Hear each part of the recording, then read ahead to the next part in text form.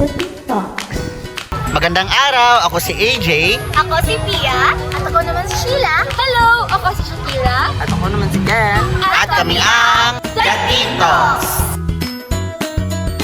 Ang video na ito ay una, magbigay kaalaman sa mga kabataan tungkol sa tulugan, anyo at epekto ng fake news at digital misinformation sa ating lipunan.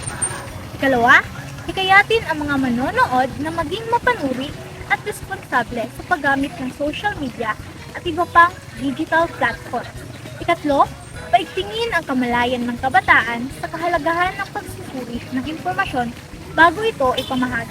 At ang panghuli, makapag-ambag sa pagpapalaganap ng digital literacy para labanan ang pagpapalaganap ng maling impormasyon. Sa panahon ngayon, mabilis ng takbo ng impormasyon. Isang pindot lang, kumakalat na ang balita sa buong mundo. Pero, lahat ba ng ating nababasa ay totoo?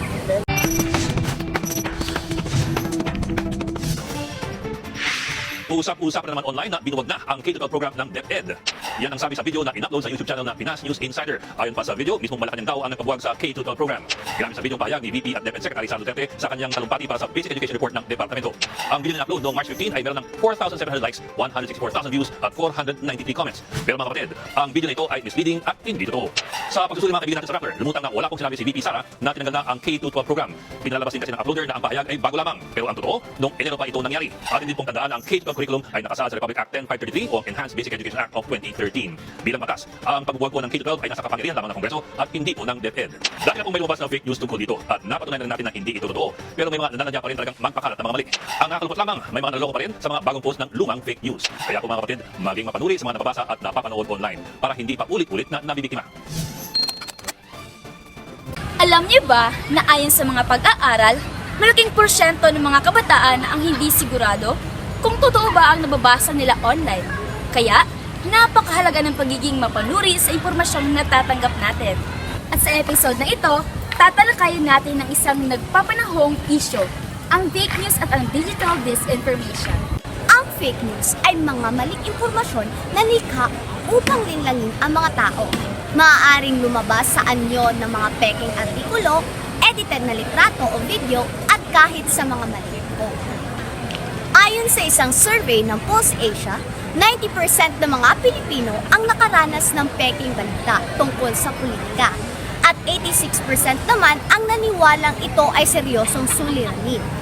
Dagdag dito, 21% ang naaabot ng peking balita araw-araw, habang ang karamihan ay nakakuha ng maling impormasyon sa social media na kumakalap ng 68% at 67% naman sa telebisyon. Natukoy na ang pangunahing pinagmulan ng peking balita ay ang mga vlogger at social media influencer na kumakalap ng 58%, na sinundan ng mga mamahayag na kumakalap ng 40% at ang mga politiko naman ay 37%. Bagamat 55% ng mga Pilipino ang tiwala sa kanilang kakayahang tukuyin ang katotohanan, marami pa ring hindi tiyak kung tama ba ang balitang kanilang nabasa o napanood. Ang digital misinformation naman ay hindi sinasadyang pagpapakalat ng maling impormasyon dahil sa kakulangan ng pagsusuri. Kaya mahalaga ang fact-checking at pagiging responsable sa pag-share ng content. Isang mapagpalang araw sa lahat. Ako si AJ Mars Oyoka ng BSED Filipino 1. Ngayon ay nandito ako upang malaman ang kaalaman, karanasan at opinyon ng mga Yusepianos patungkol sa misinformation. Ano pong pangalan niyo po, ate? Hi, Yusepianos! I am Dimple Sangoran from the College of Education mula sa BSED Filipino, second year student. Nice naming malaman ang iyong opinyon o kaalaman patungkol sa fake news. Kami ay naghanda ng 3 katanungan upang malaman ang iyong opinyon. Okay, sige, go. Una, ano ang masasabi mo patungkol sa fake news? Anong masasabi ko tungkol sa Ang fake news o ang misinformation ay isang bagay kung saan ito ay nagiging isang paraan upang hindi tayo magkaintindihan o nawawala yung communication natin bawat isa, lalo na sa ating mga kamag-aral o kahit naman sa ating mga guro, 'di ba, mga instructor natin. Ang misinformation ay nagdadala ng pagkawala ng katiwasayan sa ating pagsasalita o katiwasayan sa ating komunikasyon. Pangalawa, may karanasan ka na ba o biktima ka na ba ng fake news? Actually, oo. Maraming beses na, kailang beses na rin ako nakaranas ng mga fake news, ng misinformation, at nagdulot din ito ng misunderstanding sa side ko, no? For example nito, kasi ako, isa kong parte ng ating Obrero Student Council. I am a Associate General Secretary.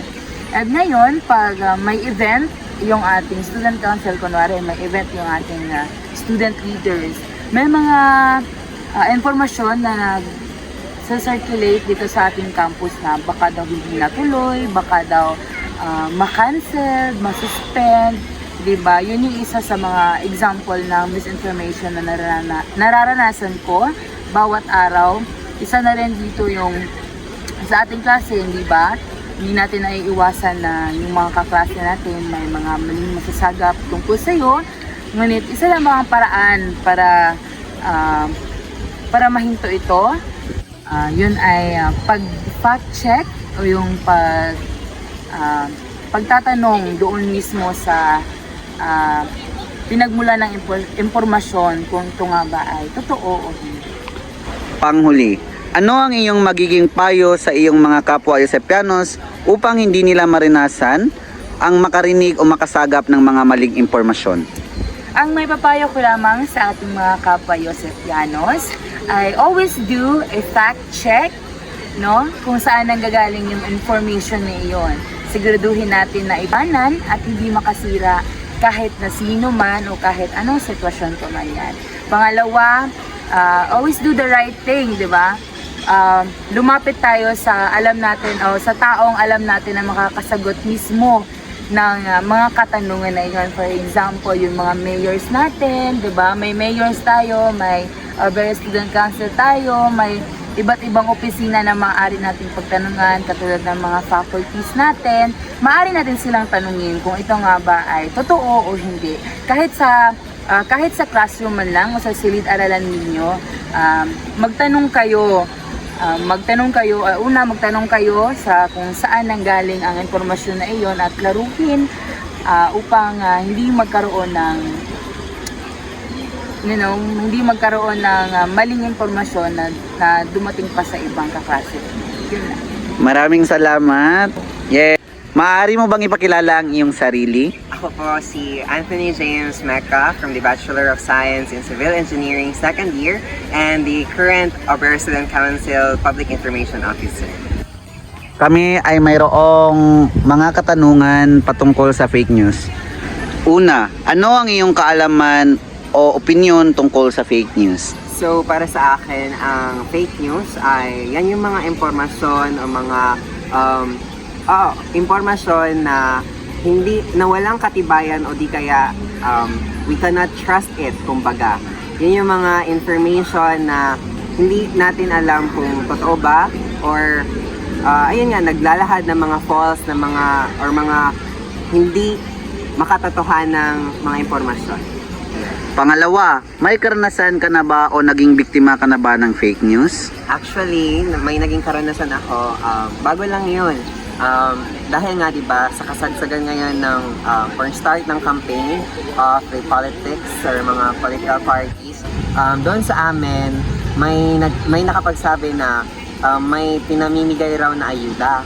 Kaso nung pumunta kami sa lugar kung saan sinasabing may namimigay ng ayuda, ayun, sabi nila hindi daw totoo yun. So ayun, yun yung isa sa mga karanasan ko na naging biktima kami ng fake news. Maraming salamat. At ang panguling katanungan, ano ang iyong magiging payo sa mga naging biktima ng fake news?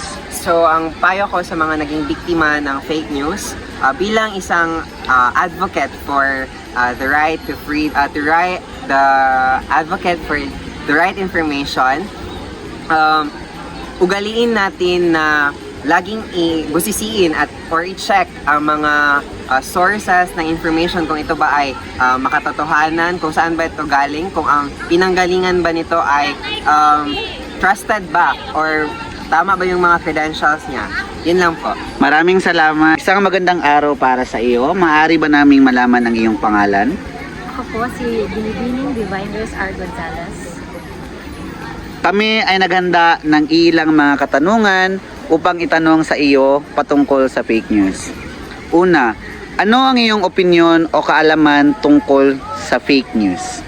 Ang aking opinion o kaalaman patungkol sa fake news ay ito yung mga impormasyong kumakalat na hindi naman makatotohanan o galing maramang sa mga puro-puro o sabi-sabi ng ibang mamamayan na hindi naman nila alam kung ano ang pinagmulan ng impormasyong ito at walang basihan. Pangalawa, may naging karanasan ka na ba o naging biktima ka na ba ng fake news? Wala pa akong karanasan tungkol sa fake news, ngunit may mga nakikita ako na nababasa sa mga social media tungkol sa mga maling pagkalat ng impormasyon.